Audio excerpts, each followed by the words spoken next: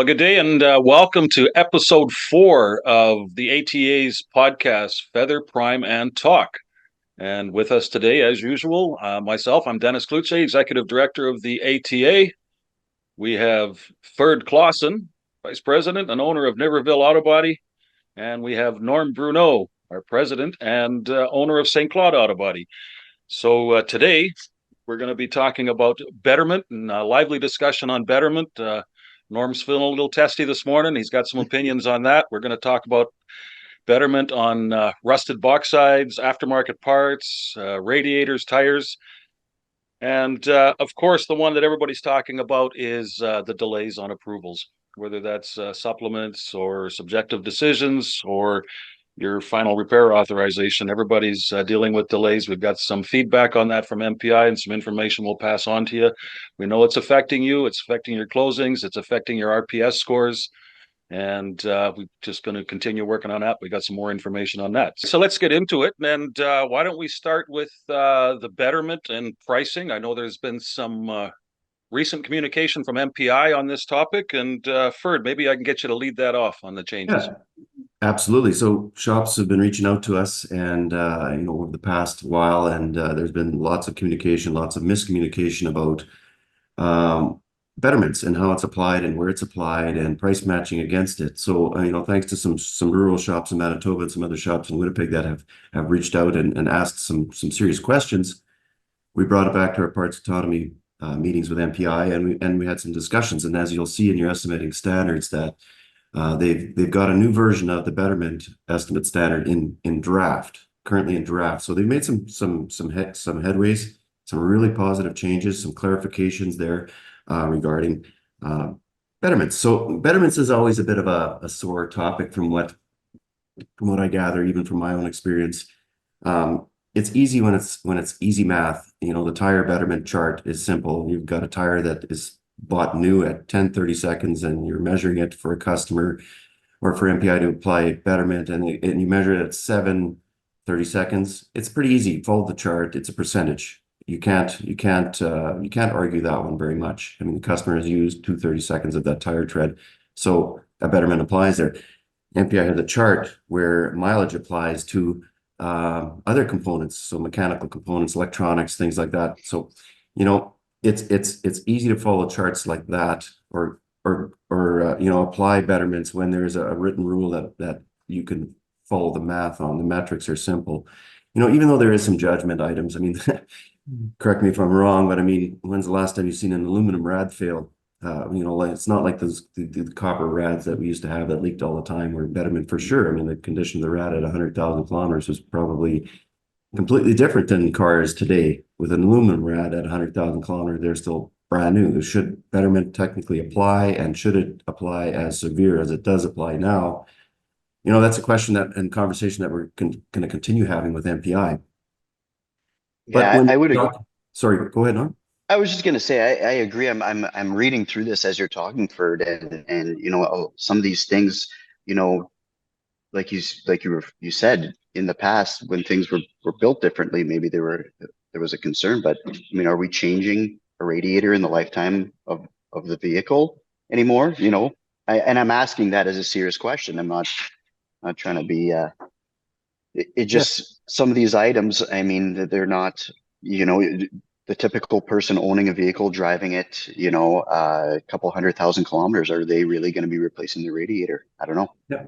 Yeah, and then I actually had a customer come here and ask me about Betterment, and when we tried as much as we can to communicate with our customers and let them know in advance that there's Betterments that apply on their estimate. The conversation quickly went to, I mean, I've got 170 some thousand kilometers on my vehicle. Is MPI going to charge me less on my registration policy because I'm accumulating kilometers and expecting me to pay Betterment because I've accumulated those kilometers? And the question is no, they don't do that. But I get the point. The customers are kind of starting to wise up to Betterments and asking why. And like I said, we're going to continue those conversations with MPI.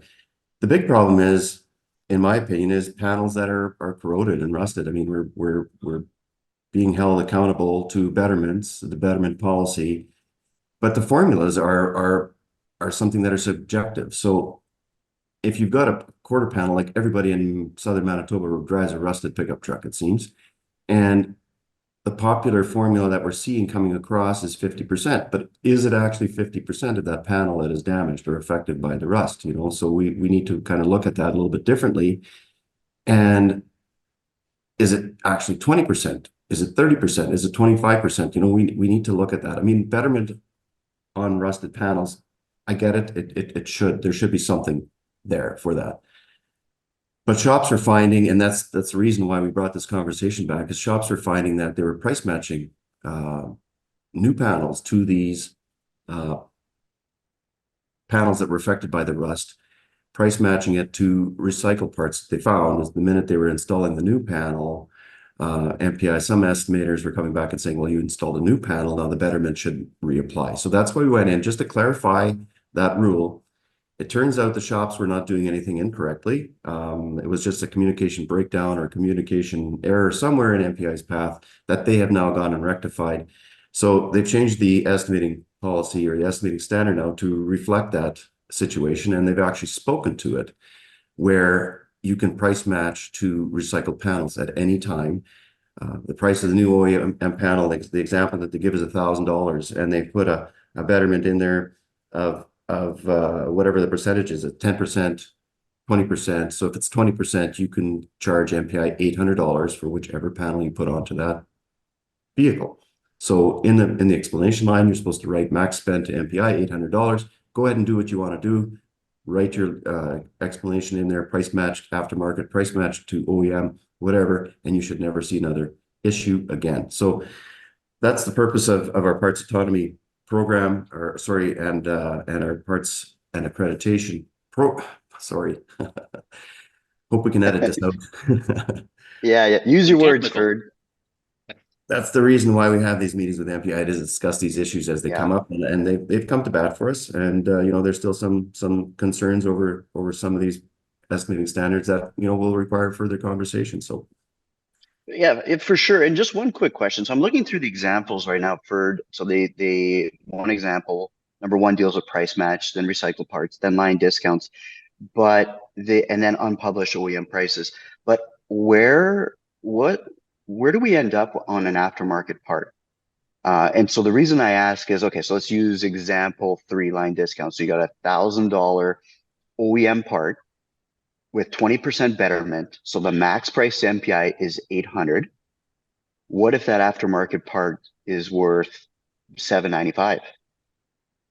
So price matching more applies to recycled parts that you put on through Car Parts Pro to eliminate, when you're doing that, to eliminate the betterment. So give this box side example of $1,000, and you've got $800 max spend to MPI, but you can't find one for under $900. So they've set the process out in place in the estimating standard how to do that. So now you technically need to apply that betterment back to that $100 that you can't find a box panel for the $800. Does that make sense, Norm? So now you're going to throw that back on. You're going to put 100%, $100, the 30%, 40% betterment on that $100. But yet that betterment now is still less than $100, including the GST and PST. So now technically that betterment goes back to zero. Does that make sense?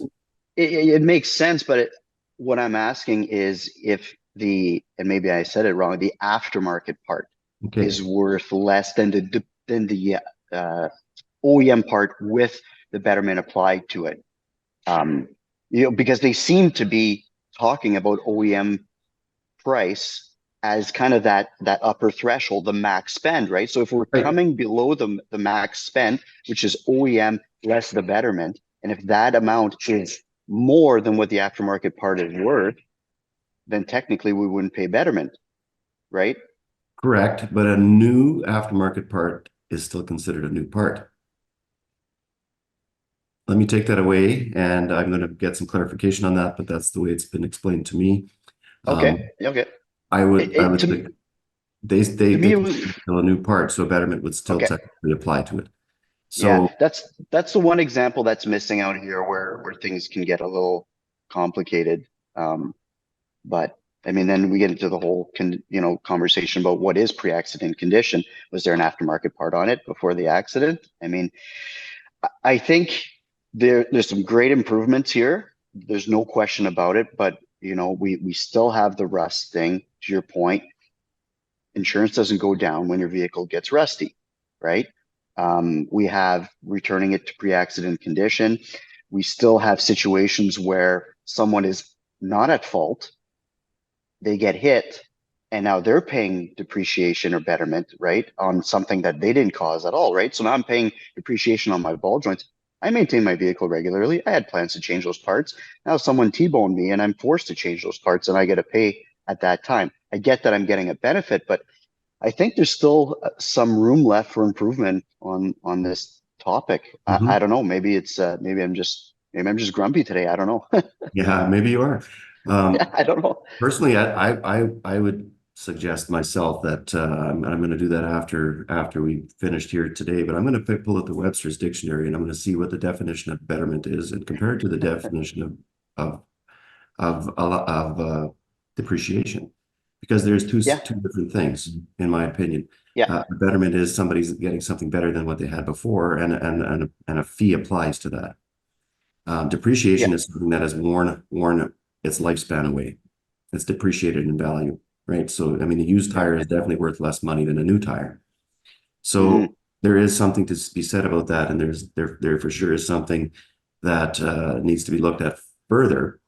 But hmm betterment, I mean, as and depreciation, as much as I don't like those words at all, it's a common thing in our industry across North America. I mean, I speak to a lot of yeah, shops across North America, and it is a very common practice. It's applied differently in different markets for hmm sure. But further conversation needs to be had about where to use it, how to use it, and how it applies to people that are, whether they're responsible for the claim or whether they're not responsible for the damage itself, is a completely different conversation to be had. And it is something that we probably should get some more clarification on for sure. yeah. That sounds good. And I don't want to drag this on for too long.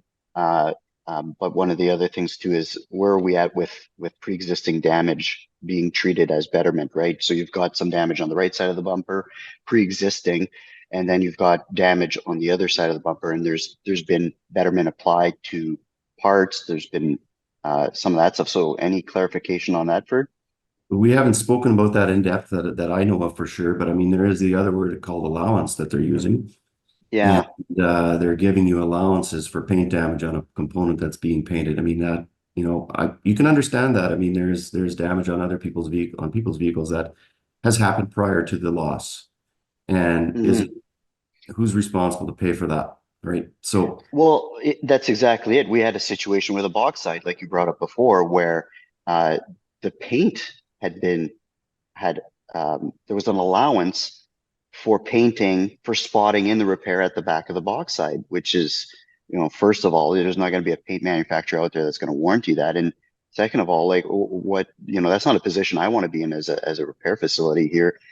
Doing a blend in the middle of the bauxite to avoid rust. I mean, that's a whole other situation. But I don't know. Maybe people can weigh in. Some shops can weigh in on in the comment section, right? What do you see? What's everybody seeing out there, right? That's the benefit of this is let's have some conversation about it and make sure that there is some consistency in how these rules are applied, and just make sure that things are being treated the same across the board. I 100% agree with you, Norm. We wouldn't be where we are with this betterment depreciation estimating standard if shops weren't weighing in. Yeah, And that is exactly what we would like to see, is more engagement from the shops to get get their views and get some solid information from what they're seeing. And that way we can maybe take it forward and help make things a little bit smoother. nice. All right, a lively conversation on Betterment. Before we wrap up, let's talk about the elephant in the room that everybody's talking about is the delays everybody's experiencing since the strike was over, since Christmas. I know that the shops were all very satisfied during the strike that they were able to keep doing business without interruption and things were getting approved, very quickly. Had little impact on our business. Now everybody's back to work and our phones are ringing off the hook. There's a lot of delays, and I'll ask you guys maybe what you're experiencing first. Me personally, I mean, I don't want to be doing all the talking here today, Norm, but me You're good at personally, it, Ferd. appreciate the comment there, but personally, my shop is seeing delays in getting approvals for, getting ready to close the file. So it's affecting my RPS score 100%. It's affected Yeah. it 2 months in a row now. I'm 2 months in a row now. I've been put on a cap. I've got the warning email from my SRA, and 2 months in a row, it's been such a small number, but it still hasn't met target, and it still has Mhm. forced me to, according to the rules, put me into a cap. I am not overly concerned about it. We still do business the same way we did business before the labor interruption. Mhm. Uh, MPI had at one point in time, worked at trying to make things smoother for us. And now because of the backlog, we're seeing it's impacting, delivery of vehicles, the delivery of cars, waiting for approvals on repair versus replace decisions. And it does definitely bog things down and drag things out. We're seeing overages on U-Drive costs because we're waiting for approvals. I mean, who's paying for that? Who's going Yeah. to compensate us for that? And we don't know that question. But Dennis, you've been doing a lot of work in the back end there, in conversations with MPI on our members' behalf. Is there something that you can shed a light on for us, or maybe Norm? Yeah, there's been a lot of conversations post strike, actually more since Christmas than anything else. You referenced the impact to your RPS scores, and that's been a topic of conversation recently. Um, if in fact the your corrective action or your negative score was a direct cause of the delays, MPI can easily run that scorecard by changing the dates outside of the system and take a look at what your score would have been. They'll take you off corrective action. If in fact we do know the shops will blame the system and say the delays are the reason, but it isn't the reason. Well, then you might still end up on corrective action. But definitely, if in fact the delays were the cause of your tanking RPS score, allowances will be made. We've got that. That has been said. Um, the move to the higher EAL for all shops, we think, is going to have an impact. We'll know in a few days after about a week of that. Well, actually, today's been 1 week since they made that change. They'll be able to measure the impact on that and how it's affected the number of incoming required approvals and if it's dropped the wait time. I know we were sitting around 12 days. I'm hoping next week maybe we'll cut that down to 7 or 8. But that's the conversations that have been taking place so far. Um, Yeah. haven't had much conversation yet on the impact to rental cars, and that's something maybe we need to bring forward. Yeah, absolutely. And just to piggyback on your comment earlier about making sure that the holdup on the claims is in fact what's affected your RPS score. I mean, I have no trouble talking about our situation here, and the fact is that I audit my RPS after every month when I get the following month's data. And that's how I stay on top of my numbers. So when I wasn't receiving that data during the strike, and some of the new responsibilities we had to take on, we made a decision that we were going to do our best not to completely ignore RPS, but we weren't going to put it at the forefront anymore. So the result in not, spending any time making those adjustments is we fell behind. And like Ferd, I'm in a corrective situation, which won't be an issue. We'll climb our way out of there. But at the end of the day, I am responsible for my score, and that was something that I should have paid more attention to. But I think everybody going into this strike was just trying to figure out how things were going to happen, how we were going to keep doing business, and I think that's what took priority. So now that staff is back at work, and don't get me wrong, I want to be clear. This is nothing against the staff being back at work. They're not, the issue isn't that. There's just a lot of things to get to. So I think we're going to get there. We're going to make some headway, and it sounds like Dennis is having some great conversations. And I think if MPI can look at some of these one-off situations and make some adjustments, in light of things, the extra things that shops had to do during the strike, I think we'll get out of this thing just fine. So just another bump in the road. Agreed. Yeah. All right. Well, we've got a couple of things to follow up with on the delays and maybe one or two on the betterment that we can touch base on in the next episode. But that brings us to the end of this one, and We look forward to seeing you guys all again. Don't forget, like, subscribe, leave us comments, leave us some feedback for future episodes. We really appreciate it.